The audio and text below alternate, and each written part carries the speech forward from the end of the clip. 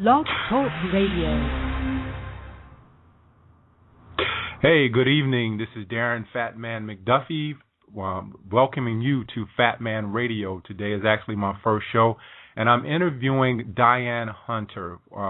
Diane's book is called Food Smart, Understanding Nutrition in the 21st Century. So, got to tell you guys a quick story. I was driving home today and thinking about the radio show, and something flashed in my mind from about 7th grade. And I'll have to explain something to you about 7th grade. When I was in 7th grade is when I first started playing basketball. And I was this goofy kid. I couldn't really put one foot in front of the other. And I wasn't a starter on the middle school basketball team, and I would always sit on the bench and never get into games. But one of the sayings that we used to have was, did you get off the nut? And get off the nut means did you actually score? So when we would go to an away game, we would come back to school the next morning, and my friends would run up to me and say, did you get off the nut? Did you get off the nut? Meaning, did I score a basket in the game? And I would always say no. So the reason why that came to me is because this is my first radio show, and obviously I'm getting off the nut because it's my first radio show. So this has been a long time coming for me. I'm very passionate about nutrition and fitness and helping a lot of people because I've had my struggles in the years that in the past years, and I know a lot of people out there are probably struggling with their weight and struggling with just trying to find the answers to a lot of questions, and there can be a lot of conflicting things out there. So part of what I wanted to do is just have this radio show for you, for the listeners out there, so they can have a platform where they can call in and ask people who are very well researched, who have the knowledge about the questions they have, so you can be steered in the right direction. Because again, I believe there's a lot of propaganda out there. So again, help me welcome to the show Diane Hunter, and again, the book is called Food Smart: Understanding Nutrition in the 21st Century. So let me bring Diane on. Hey, Diane, are you there? Hey, Darren, I sure am. Okay. Thanks so much for having me on. Thanks for coming. I know, sometimes people don't like to be the guinea pig, but I have this saying, my girlfriend, whenever we try something new, food, I always call her the guinea, meaning she's the guinea pig or the first person to actually try something. So you're the guinea pig, but I'm glad that you decided to come on the show and just share some of your knowledge today with us. Great to be on. So can you, I always like to share people's journey. Can you kind of tell us your journey, how you got into nutrition and how you went about writing the book? Sure. Started way back when I didn't know a whole lot about nutrition, and I was in my early 20s, and I was working for a major type house in Miami, Florida at the time, and I was working about, let's say, 16-hour days, come in when it was dark out and leave when it was dark out. And I was drinking a lot of coffee, I'm sure you can imagine, with sugar in it, and smoking some cigarettes, and doing what I thought would be healthy nutritionally by eating trail mix. And all of a sudden I started passing out repeatedly. Well, I came to find out that I was allergic to almonds, raisins, peanuts, and sugar, which are kind of definite components of trail mix, and my body was basically shutting down from heavy caffeine, the smoking, not enough rest, and then improper food, in my case because of the allergies. So I started researching. I had a doctor talk with me for a while and tell me, here, I want you to try protein foods. You got to stop the sugar, obviously, because you're allergic to it, cane sugar, and take a look at some of the other facets of your diet. And, I'm going to send you to a nutritionist, is what they did at the time. And the nutritionist sat me down, and she said, okay, well, we're going to have you eat this and this and this. And then I remember one specific thing she added was graham crackers, sugar-coated graham crackers. And I said, but I'm allergic to sugar, and why would you give me that? And she said, you have to have some fun food. And I thought, And after I tried it her way for a while, it didn't work. I ended up trying it my own way. And I ended up eating good proteins, very, very lean meat, small amounts, fish, whole eggs once in a while, nothing too crazy, and very low-fat cheeses, and then very good quality whole grain cereals and things of that nature. Whole grain, and meaning with the fiber in them, the whole shebang. And it turned my life around. I felt phenomenal. I've always been a relatively thin person. I run around, 117 pounds. For 5'4.5", that's fine for me. And it's just a thing where I never went back again. And I'm very fortunate, and thank goodness every day, because when my father ended up with late third stage, early fourth stage aggressive invasive bladder cancer, the knowledge, the schooling, and the research of having such fortunate experiences to work with researchers all over the world to put Food Smart together, which I later did, definitively helped to save my dad's life. So your dad he's still living now? Oh, he's 79. Last week he was tested 8 years clear of bladder cancer. Wow, that's great. That's great. Yeah, University of Miami likes him. He's like their miracle child. Yeah, that's kind of crazy how no one thinks about nutrition until they get a health problem, or in my case, it was my mom that got breast cancer that kind of steered me in this direction to want to take better care of my health. And for some people, I don't know if they ever get that push or that nudge to get into health, because they may not have somebody close to them that passed away or got sick, or in your case had their own health problems. Yes, I think they call it scared to life. Yo, never heard that one, but that's a good term. I'm going to borrow that one from you. Okay. So let's get into the book. Your book is called Food Smart, and I like to look at it as a food Bible because it covers everything from A to Z. It's an awesome book, and as I was telling you before we actually got on air, I wish it was one of the books that I read when I was earlier in my journey as far as following nutrition, because it, again, goes through just about everything. So, again, it's an awesome book, and to your credit of putting all this together, and I imagine it took a lot of research in order to put something like this together. Yes, thank you, and thank you for the thought there. It did. It took me, during the time my dad was ill, et cetera, 5 years to coordinate working with the researchers globally to put it together. Okay. It was a definite long-term project. Yeah. So before we get into the book and before I start asking you some questions, if there's anybody out there who wants to call in and ask Diane a question, the number is 646-716-9371. And once you dial into the switchboard, it'll ask you to press 1, and then I can see you on the switchboard, and I can actually bring you on. So again, the number is 646-716-9371 if you have a question for either myself or Diana. So let's jump right into this, Diana. So one of the questions that kind of stuck out to me, and I know this question because I've been studying nutrition a lot, but I wanted for you to kind of embark on the listeners that why do most people eat what they eat? Taste is the first thing.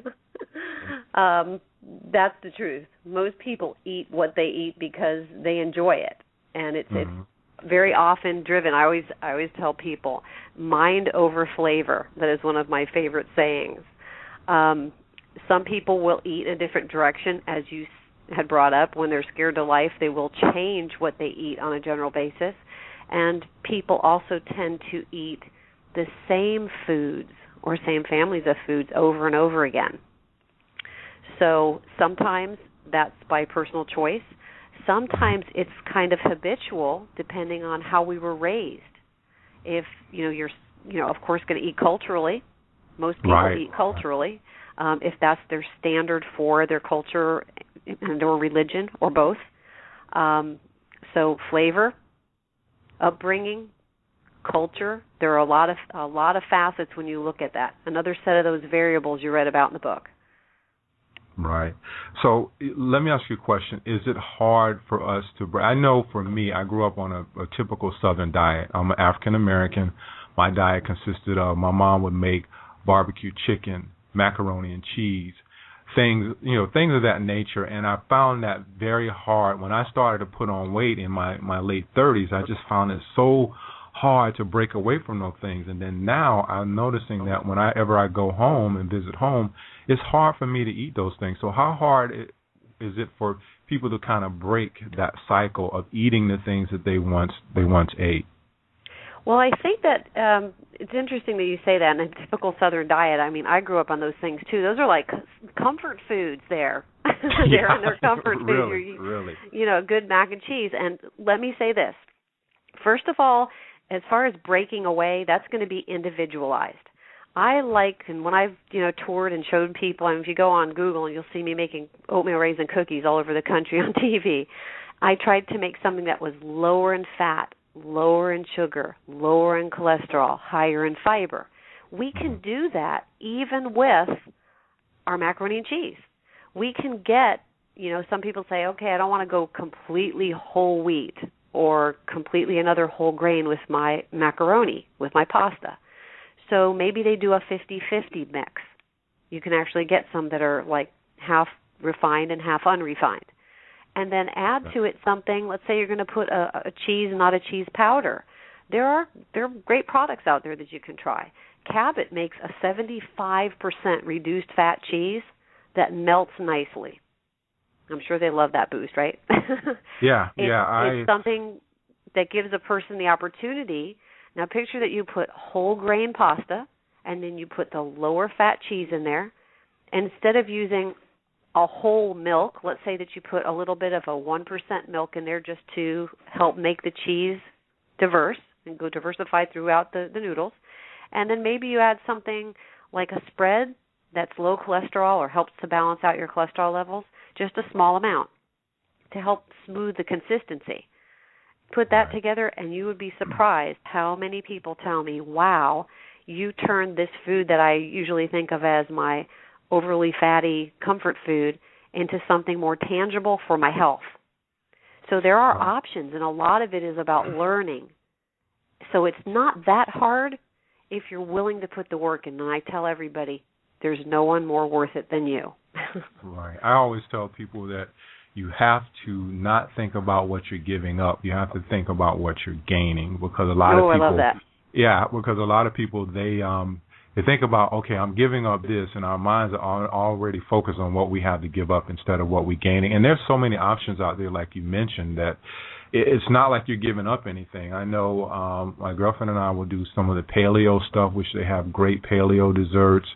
And this is a whole lot of other stuff out there. So I think people shouldn't just concentrate on what they have to give up if they want to gain their health. That's a good perspective that you have there, Darren. Thank you. So the next question is, how should we look at food? I know for me in the past, when I was struggling with my weight, I looked at food as just something to shove down my throat to satisfy my stomach. But how, in your perspective, from a nutritional perspective, how should people look at food? They should look at food in the facet that, what can it do for me? What is it going to do for me first? And then second, how can I make it the most flavorful and still maintain idea number one? If we look at food, it's interesting because I'll have everyone from students to elderly people contact me and say, I want to change some things, but how am I supposed to see something different? Like you're asking, what am I supposed to be looking for? And I'll say, okay, it's easy. Take a look at the nutrition that you're getting from this food. You've got a white bleached flour bread. And then look at this other one, and it has true whole grains. And then let's look at a third option. You have a bread machine, and you could make some yourself. Here's A, B, and C. Which one do you think is going to do the best things for your body? And it's interesting because then after they change and they start feeling better about themselves and how they physically and mentally feel, sleeping better, less stomach problems, etc., they often say, when I got to like the weekend and people were eating something that I considered a junk food, they'll tell me, they say, I had the option to indulge in something that wasn't as healthy as what I've been putting in, and I just didn't want to do it. I wanted to protect myself. And I find it very interesting because it's young people all the way to the elderly who are starting to get on the bandwagon, so to speak, and follow a better nutritional plan. This is why I keep telling everybody countrywide and worldwide, we don't need health reform. We need health reform, not health care reform. Because if we are able to reform our health, we're not going to need anywhere near the amount of health care. We're already doing self-care, which I know you're big on. Yeah, I think it's big. We do nothing in this country, I think, for preventative care. We teach people nothing. Like I've always said that if I would have had someone to sit down with me and teach me nutrition, then I wouldn't have been in the fix I was in my 30s. I just think that, as we discussed earlier on, that I learned my eating habits from my mom, and the only thing I can say great about my mom was that my mom always stressed vegetables. She always stressed for us to eat vegetables, and that's the one good thing. But we didn't eat bad. But I think a lot of people, they learn their eating habits and they take those eating habits with them into adulthood. Yes, they do. That's what I was saying about the familial pattern. Sometimes people think it's hereditary, and I'm like, it's more like you got it from your family eating pattern, not from your heredity per se. Which is interesting, because what you're saying, even with your mom and everyone, we're all still learning. Nutrition's in its infancy.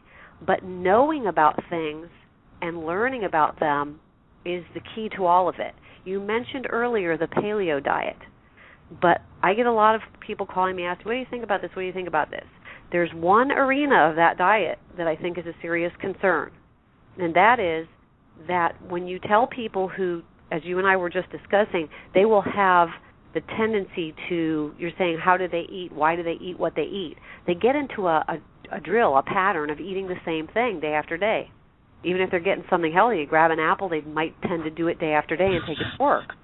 Now, if they do that with fish and they're getting tuna, particularly like a white albacore, and they're eating that mixture that I read about for the paleo diet, where you can mix in, a protein with what have you. If they're eating a fish like that repetitively, 5, 6, 7 days a week, especially if it's a woman in the childbearing years, you might be looking for trouble. Yeah, so can you touch on that? Because I was actually going to ask you that. Can you kind of touch on that, the mercury issue and the things around? Because I know a lot of people who tend to stray away from the red meats will move a lot towards the fish, and they're not aware of the mercury levels in the fish. Can you kind of touch on that? Yeah, mercury, you want to be cautious with that. It's like when I'm traveling up north and you go to Maine and they're like, okay, let's take a look at the listing, and you can actually go online to NOAA and some of the others, and you can find the links, which I know a couple of them have changed. Let me see if I can find you one here. And what they do is they make a listing. I think you can even go to EPA.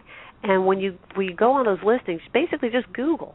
Type in for the most current one for 2013 what the mercury ratios are in fish and where they've most currently been tested. Because a lot of fish, especially from lakes and rivers, have much higher mercury levels, and other pollutants too. Okay? Catfish is one that you really don't have to worry so much about. I don't like catfish. You don't like catfish? Oh, no. And where was your family from again? We're from South Carolina, but I don't know. I've never been a big catfish fan, You're not a big catfish fan. No. Shark meat, and I can remember a point in the Keys, since you're local Florida, where if you intake a lot of shark meat, that can carry a lot of mercury. So that's one of them. Tuna, as I mentioned a little bit earlier, the white albacore has more in it, more mercury on the whole than the standard chunk light tuna. There's something else you want to look at too. I have a listing of them. I think it's on page 92 in the book, if I'm correct. And it shows that shark, swordfish, tilefish, king mackerel, and some species of fresh, frozen, and canned tuna are higher in mercury. That white albacore one is higher than the canned light, as I mentioned. Yeah. So you want to make sure that those are ones that you eat in moderation. Right, you're spot on, because I'm looking at page 92, and you are exactly right. Yeah, I've referred that one before, so that's something that you want to take a peek at. You definitely want to look. Yeah, so while we're talking about the mercury in the tuna, I had a question. I actually did a Facebook event for this, and someone wanted me to ask you about the. I know that there's some stories been going around. I read some stuff on this about the arsenic in chicken. Have you heard anything about that? Yeah, they had some information about that. I don't know what the status currently is on that, but they were taking a look at it. You'd have to look, and I recommend that people go to the .edu sites and make sure it's a valid one and compare more than one. And let's take a peek. Let me see if I can find you one. They had one on NPR, I see that they put on there. Yeah, what I gathered when I was reading was that it was in organic chicken, it can't be used. But if it's non-organic, meaning commercial chicken, they use the arsenic, which is in the feed for antibiotic principles. So what I gathered again was just that the organic chicken is the one that you kind of want to steer towards if you're going to eat the chicken. Right. Most recently, they've had me looking at the issues with the lead in rice. So we've had some other things going on to take a peek at. It was lead, it was arsenic in rice, and also I believe it was the article that I read was talking about arsenic in apple juice as well. So it's a lot of stuff out there. And again, never go off the cuff with whatever you hear about. Make sure that you get the most current information. That's what I tell everyone. Don't just come out and say, some people will come on the air and just tell you, oh, yes, this is this. But even as we speak, someone can be posting something new who is in a big research arena and has a good sample of what they're testing and can back it up. So you always want to try to get the most up-to-the-minute information. Compare your sources. Don't just go on the Internet and read anything. Read as much as possible and try to find the most renowned sources that have a backing to them. I like a lot of the different colleges across the country. They really do a decent job. I like samples of over 1,000 when you're dealing with people. Mm-hmm. In the tens or hundreds of thousands make me even happier. So that's an important facet. Also, you were asking if you want to take a look at the National Resources Defense Council. They have, and that's at www.nrdc.org. They have a health effects and mercury guide. And you can also check the various bodies of water. Their condition can be seen at the EPA just by going to epa.gov. So you can find out if they've done any recent testing. Okay. All right, so let's move along because I only scheduled 45 minutes for the show, and there's a couple of questions that I wanted to get to that I think the audience would want to know the answers to. When I started reading the book and I came upon this, I wanted to cheer, and I want to ask you this. And you said in the book, you say avoid dieting whenever possible, and tell us the reason why you said that. It's interesting. I end up writing me, myself, and food about that. Avoid dieting whenever possible. Here's a good explanation for that. I don't know how old you are. I'm in my 50s already. They had an old chiffon margarine commercial where the lady says it's not nice to fool Mother Nature. The actuality is you can't fool her. You can't trick her.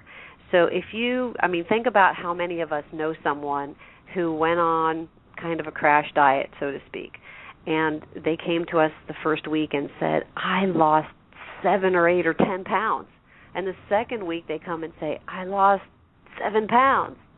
And the third week they say, hey, I lost 4 pounds. And the fourth week they go, I only lost a half a pound this week. And you're like, well, have you changed? Have you gone back to eating those chocolate donuts? What are you doing different? And they say, nothing. I don't understand it. It's called adaptive thermogenesis. The body is an incredibly intelligent machine. What happens is it rightfully starts to latch on and hold on tighter to what it has, protecting you, protecting your nerves and your brain and your organs, all of your organs. It says to itself, okay, it feels like it's on the top of a mountain stranded somewhere with no food. What's it going to do? It's going to go into protective mode. So a much better, in my experience with people in general, has been that when you learn how to change your diet as a whole versus dieting, you lose weight perhaps a little bit more slowly, but much more permanently, much more healthily. The people lose it. They learn about the foods. It's all a synergy, Darren. You have to eat correctly. You have to get good sleep. If you're not to bed by 10:30 at night, and all those nurses and doctors working overnight, please forgive me, it's harder for you to maintain weight because all the chemicals in your body, if you read the inside of a prednisone or prednisolone insert pack, it shows you, you can navigate your way through there, how the body does certain things every hour after that 10:30 point. And what it does basically is keep our immune system and our hormones, et cetera, in check that help keep us at a good weight, at a weight that's more healthy for us. It helps our body to utilize its energy sources most efficiently. So, yeah, it's really weird because I don't know if you ever heard of T.S. Wiley. She has a book called Lights Out, Sleep, Sugar, Survival, where the fact that the many hours that we're staying up past the time that you mentioned, where it affects our insulin, and that insulin is going higher and higher, and there are a lot of people who are overweight because they are not getting enough sleep at night. We're staying up longer hours, staying in front of computers. It's an interesting book if you haven't read it before. Yes, thank you. Yeah. So let's move on. I wanted to talk about this because I've heard this in a documentary that I was watching, and and you mentioned this I think maybe 2 or 3 times in the book, the sugar, the fat, and the salt combination, and why is that so viable? Why? I think everybody has a problem with that. I'm not a sugarholic, but I do like sweets. I know when I was in my in my early years when I was struggling with everything, I loved that sugar, fat, salt combination. The pizza, the wings, Papa John's used to have this frosting bread or something. I can't remember what it was, but I used to love that stuff, and it was all sugar, fat, and salt. So can you kind of explain that combination? In high proportions, that's a triple whammy for you because you're raising levels in the body of everything you shouldn't, and it can lend us, toward getting diseases that we otherwise wouldn't have if we swap those foods out for healthier, natural foods. Our bodies are, more designed, I believe, for eating fruits and vegetables and natural things. I'm always telling my family, I want to eat a salad or I want to eat fruits and vegetables. I don't really feel as alive if I'm not eating something that was grown. Yet we will take all these processed things, and also you have to think about the fact that when you have the sugar, the salt, and the fat mixed together, it very frequently comes along with chemical additives such as preservatives and flavorings and colors and all these other things. And your body has to process those out. So to begin with, it's a flavor thing. That mind over flavor starts coming back to you because those are, in their own sense, all of them comfort foods. You look at that and you're like, oh, I'm working hard and this tastes really good to me. Again, it brings you back to the idea that having a sugar, fat, salt combo might not be so bad if we used way less sugar, way less fat, and way less salt to make something. Hence, I started doing those cookies all over the country, trying to come up with something that had less of each one. We have to look at the fact that each of those in great quantity on a regular basis will have health effects that are negative for us. And reducing them will do the opposite, will help us, and also open up our opportunity to, when we're hungry, replace it with something that's more healthy. Right. I think we got a question on the line. I'm going to go ahead and ask you one more question, then I'll bring the caller on. So we just talked about sugar, fat, and the salt combination. Recently, I'm just trying to figure out what side of the line you're on. So recently, the fat controversy, saturated fats. I know in the book there's some things mentioning saturated fats, and there's been some controversy around the whole saturated fat thing. Some people say saturated fats are good. Some people are saying saturated fats are bad. Have you kind of changed your perspective with regards to, I know you wrote the book in 2009, I believe it was? Yes. And recently that's been in the forefront as far as saturated fats, things like coconut oil, beef tallow being better for us than once, butter, being better for us than what we initially thought. Excellent questions, Darren. My perspective, and I bring this up when I'm teaching classes all the time, as far as fat, I get a lot that come to me and say, you know what, I have cut out all trans fat and all sat fat out of my diet. And I'm like, whoa, hold on. Even olive oil, which we know is heart healthy and has a lot of benefits for us, has saturated fat in it. Lowering sat fat, great goal. Way low, great goal. No sat fat, not a good idea. Our body's going to need some of that, and mind you, there's nothing animal associated with olive oil. It's actually a fruit. So I tell people, go for good fats. Let's go for good fats. Get them from avocados. Get them from nuts and seeds. As far as the coconut oil, it works for a lot of people. It's higher in the fat. It may be that it's better off for people who are, they tease me all the time, like, well, what are we going to have if we're on a stranded island or something like that? What would you have, they ask. And I'm like, well, if I didn't have coconuts, yeah, okay, probably sunflower seeds and water. Those squirrels are not stupid. But, you get a lot of nutrients in those, right? Right. But you look at a coconut, it has the coconut water, the coconut milk, the coconut meat. The water inside is completely sterile before being opened. They have a lot of good nutrients. There's no question in that nut. If we're supposed to eat it while we're just sitting and not utilizing our bodies in the way that someone else might, I really don't know. It's going to become individualized. It becomes individualized. I have tried it. I've had good results with it, using it in different facets, using it for my skin. I took some on tour with me and tried it. Seems to do very well for me. I did not have increases in my blood cholesterol when I tested. So, I think it depends how much you're going to do each day, et cetera. That's I always thing to look at. I'm a big fan of coconut oil. I love it. Like you, I use it for cooking. I use it to put on my skin. But I always tell people that it's not for everyone, because there's something, and that's what I think the big trick that is played on a lot of people is that we come out with this thing and say, oh, coconut oil is so great for everyone, but there are certain things that some people just don't tolerate well, and coconut oil could be one of those things, and it's up to you to kind of try it and see the reaction that you get from it. So I'm not one of those people who can just say, coconut oil is going to be the best thing for you, but I'm always one of those people who said, let's look at this on an individual basis. Some people may not do well with it, so. Right. People ask me all the time, I'm mainly an olive oil girl. I like the olive oil. I like olive oil, too. I like it for salads.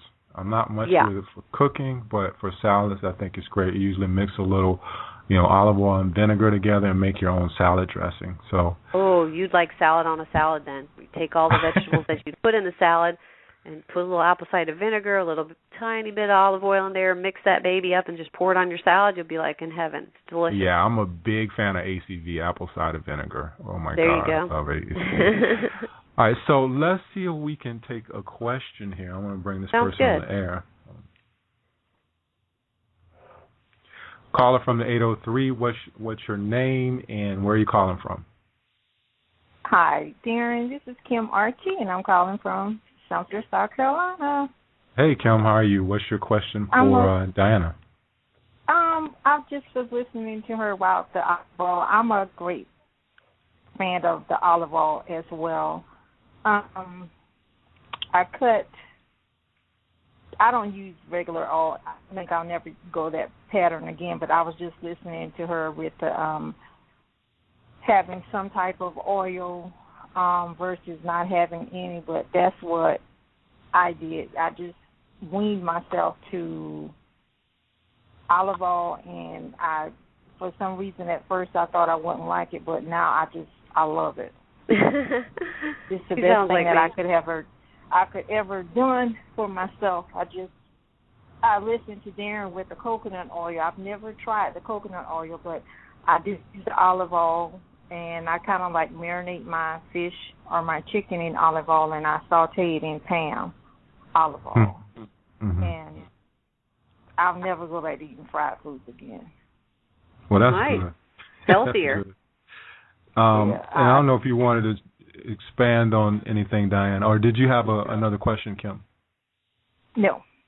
Well, Okay. Kim, I can tell you this. This is something that I have done. People will sometimes tell me, which, by the way, she makes a great point too, Darren, about marinating, just marinating in general. If you marinate meats and fish before you cook them, particularly if you're putting them under a broiler or on a grill, it helps to reduce their carcinogenic potential, cancer-causing potential of having what drips down and then the smoke comes back up as these detailed chemical names, we'll put it that way, Kim, but to make it simplistic for you, it's a good idea to marinate any of your meats beforehand.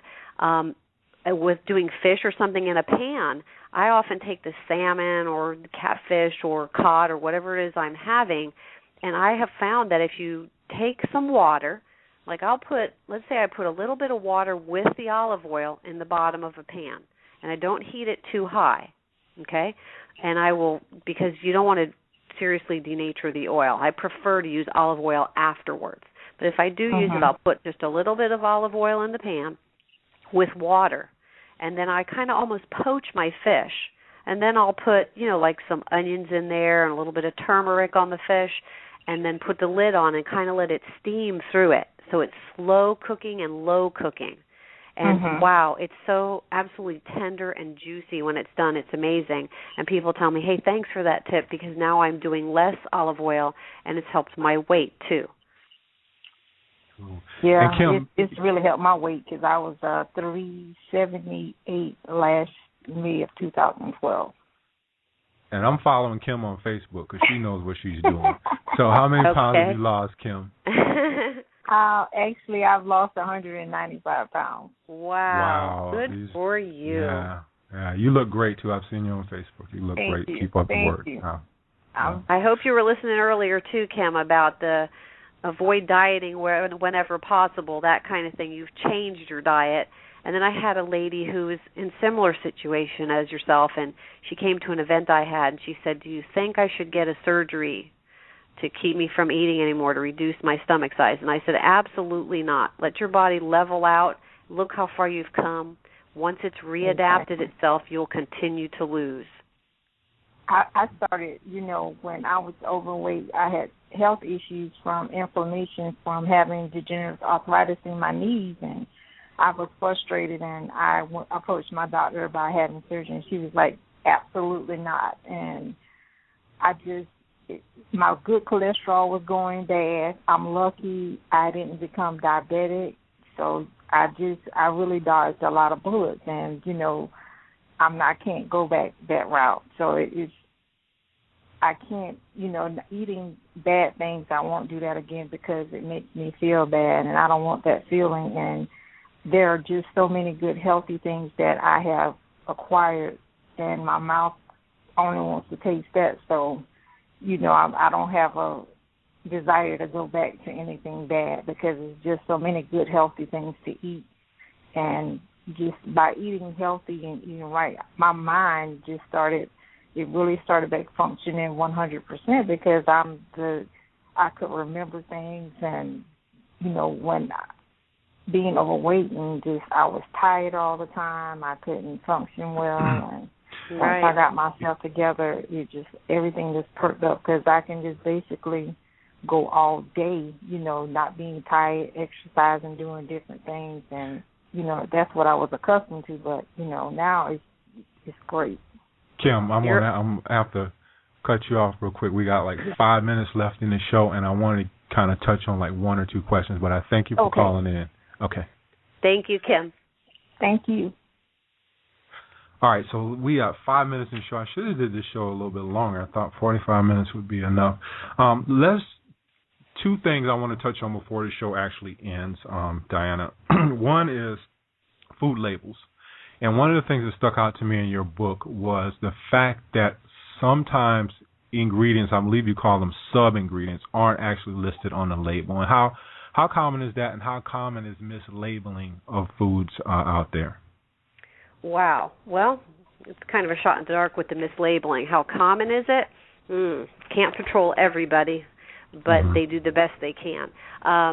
Mislabeling, it depends. When you say mislabeling, about accidental type errors, typographical errors, or are you saying, mislabeling like something just got forgotten? It's pretty common. It's pretty common. From what I understand from studies that I read, it happens relatively frequently.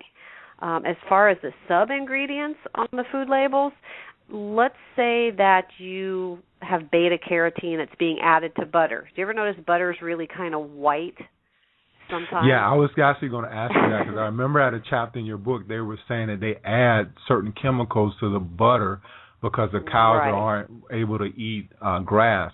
So can you kind of explain that? No, it's the winter. Right. The animals are not having access to the plants that usually help them to make the beta-carotene and hence have the butter turn the color that it turns. They can legally add color enhancement, natural color enhancement there, and it does not have to be listed on the ingredient label as of the time of the book. So you're going to have some instances where these kind of hidden sub-ingredients exist, and if you have concerns, the best thing to do is A, read the complete listing of what we have in the book, and B, keep up on it. Take a look, keep going into the internet with the resources that I provide and follow them and find out about it. Type in different questions and just keep yourself educated, because things are changing so rapidly in nutrition as a whole. Yeah, you're right. Can I keep you longer than 45 minutes? Because I got like one or two questions. You certainly can. Cool. Okay, cool. All right, so one of the other things I wanted to touch on was and I don't know how you want to take this, acrylamides and aflatoxins. Aflatoxins is probably one of the reasons why I quit eating peanut butter, because I always thought peanut butter was healthy and I was always into it, and then I was hearing a lot about aflatoxins and the labeling and how many parts per million or billion the government allows, and how safe is that. Can you talk about that? Well, I do know this much. They have done a lot with aflatoxins in recent years to, and they basically what those are, so people know it, they're toxins that are produced by a mold. And usually people say it's in nuts, peanuts. Peanuts are actually legumes to begin with. And the aflatoxins that are toxins are known to cause cancer in animals. So they, worry about the potential changeover for human beings. But they've learned how to more carefully handle the aflatoxins to a point where they feel that the risk has been minimized quite well. Okay? They say that some of the ways that you can reduce potential aflatoxin ingestion is by looking at your nuts. Look at them if they look like they have mold on them, if they have different color variations where they're discolored and it looks really unusual to you, if they're really shriveled up and or moldy at the same time. Those are things you want to do. You want to look at them. And while they recommend that we only buy like major brands of nuts and nut butters, that too, as you see, we've had some major recalls for things, but not necessarily because of aflatoxin. They were for other things. Right. So making sure, and I tell people, try to get it as fresh as possible. As fresh as possible, and really take a look. Look at the nuts or the peanut butter or what have you, and smell it. And look at the mold, look at color, any of those potentials. If they look like they're normal and they're whole and they smell good and they taste okay, you're probably all right. Cool. The ones that you want to look for: peanuts and peanut butter, corn can have aflatoxin, wheat, tree nuts like pecans, and oil seeds like cottonseed oil. I know peanuts was a big one, and then I knew corn was a big one, which my body doesn't really handle corn that well, so I've kind of given that up. So that is, it's good that you mentioned that. The last one I want to get into is just sweeteners. You went into sweeteners in the book, and what are some of the best sweeteners? Well, that's an interesting question. I am allergic to cane sugar. So when I talk to people about sweetening, the first thing I usually ask them is, can you meet the quota of sweetening things with fruit? If you're really, really looking for something sweet, can you eat fruit instead of having, per se, a candy bar each and every time? Or a donut or something of that nature that's really going to hit it for their sweet tooth? Sometimes people are learning to change over, as Kim probably would have told you, and make a choice that's not just going to give us empty calories, but will give us nutrients on top of it and satisfy the sweet tooth at the same time. Most people, come to me and ask me, okay, what about like Splenda? Is Splenda good? Splenda is known as sucralose, which interestingly enough, this evening I saw a chicken that was baked, and one of the ingredients about halfway down was sucralose. Which they oh my God! So I was like, okay, I said to my husband, that's an interesting one. I gather as a sweetener or something else. That's basically where they take a sugar molecule and they pop 3 hydrogens off the end and replace them with chlorine molecules. It could, be the lesser of any evils, and a good option for people. It becomes a personal choice issue. Right. So saying what's the best, I look today, knowing a little bit closer to how old you are now, back in the days when we had chewing gum when we were kids. And now I look at some of these gums, and there are a number of them that have 6 and 7 alternative sweeteners in them. Exactly. You'll have mixtures that has acesulfame, potassium, and aspartame, and sucralose, and then sorbitol, and maltitol, and mannitol, all mixed into one gum. Oh, my God. You know what? One of the things that really bugs me is when I'm in a restaurant and I see people dumping Splenda in their tea or coffee or anything. Sometimes I just have to hold myself back and just say, let it be, Darren, let it be, because they know not what they do. Again, it's personal choice. Yeah. I'm allergic to the white cane sugar, so people ask me all the time, they're like, oh, if you have a coffee, don't you need sugar? Don't you need saccharin? Don't you need something else? And I'm like, no, because I don't have that feeling that I need that to be sweet. A lot of people really want something to have sweetness, and if you're diabetic and or allergic to something, you may need something at some point that's just going to help you, and maybe the consistent fruit type idea doesn't cut it for you. So, to each his own, and again, it's going to become a personal choice issue. Yeah, I'm a big user of, I use stevia, and we will use, if we sweeten anything, we tend to use raw honey. And just like you, I'm not allergic to cane sugar, but I notice when I do eat it, I get bloated. I just don't tolerate it well. That, cane sugar, and also processed sugar. Yeah, and the honey, be careful with kids under a year old. Yeah. I remember that. Botulinum toxin, that can be a problem. Yeah.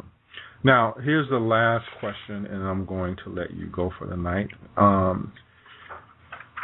Best food, in your opinion, conventional or organic, and why? Better food, you mean? Best of the two? Conventional or organic? Best of the two, yes. Well, I'll tell you what. That's a very interesting and very good question. Because let's say that you are in some little area of the United States, which I've traveled the entire country, and you find a little mom and pop place or a little, franchise here or there that has food that's not listed as organic, not labeled as organic, but it's produced in a way, as I mentioned through the book, that is equivalently good or even better than maybe an organic food that is labeled and listed as organic.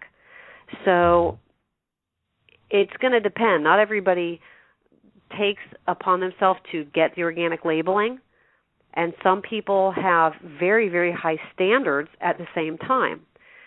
Generally speaking, for the people who, live in the city and don't have access to as much sometimes, I tell them to go to EWG.org, Environmental Working Group, take a look at the top foods that show that they have pesticide residue more frequently, if that is a personal concern to the individual, and to look at the ones that are cleaner.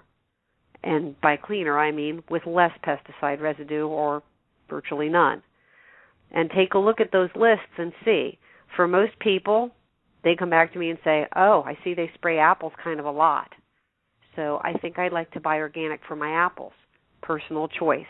That's best for that individual. Other people tell me, I'm not worried about it. It's probably trace amounts, no big deal. Right. So best is in the eyes of the beholder. Mm-hmm. There's a list out there. I have it that kind of tells you the things that you can buy that are, you don't have to buy them organic, which will save you money. But I agree. I'm more into the organic products because I'm more into thinking about the pesticides and the herbicides and all the stuff that they use, on yes. the fruits and vegetables. I grow organic gardens right there with you. Yeah. So I'm like, that's safety to me. I realize that the way that the soil is right now is that yes. there's not a big difference in the nutrient component, but I do feel safer with organic knowing that they're not the extra pesticides on there. But at the same time, just don't forget, someone can be making something to that level of organic or better, and it may not, in fact, be labeled. So get to learn your companies, learn your local sources and resources and who's making what and how they produce it. I have plenty of farms I deal with that say, hey, this is what we're doing. Our stuff's not labeled organic, but we don't use anything on it. Like but me. I think that they have to be qualified, and that's an extra cost too for them to have that organic label on there. And I know a lot of these smaller businesses sometimes they just can't handle afford that extra cost. Yeah. Exactly. Yeah. And if we're doing it, we trade among friends and families, etc. What we make from our garden to their family and vice versa. We may be doing a great job organically, and none of our stuff is listed that way. Yeah, exactly. It's just trading, Exactly. Yeah. So best, again, is going to depend.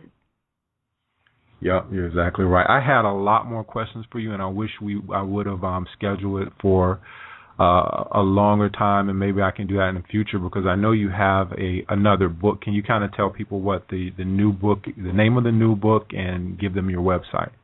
Sure. It's Me, Myself, and Food, Conquering the Struggle Against Overweight and Obesity Without Dieting. It came out at the end of last year, and they can go learn about all of it at foodsmart.org, FOODSMART, foodsmart.org, or they can just Google me. Yeah. And pick up the book for people out there listening. It's a great book. It's not in Food Smart. I call it the Food Bible. It's everything from A to Z if you want to know about livestock. I didn't even get to half of the questions. So I thank you for coming on, Diana, and I'm hoping that I can get you back on and discuss your newer book in the future. You're quite welcome, Darren, and we will do it again. All right. Thank you so much. You're welcome. Take care. All right. Bye-bye. Thanks for listening. Tune into the Fat Man Radio Show every Monday and Wednesday at 8 p.m. on Blog Talk Radio. To get the latest updates on the radio show, connect with me on Facebook at I'm the Fat Man and also on Twitter at @thefat_man. Thanks for listening.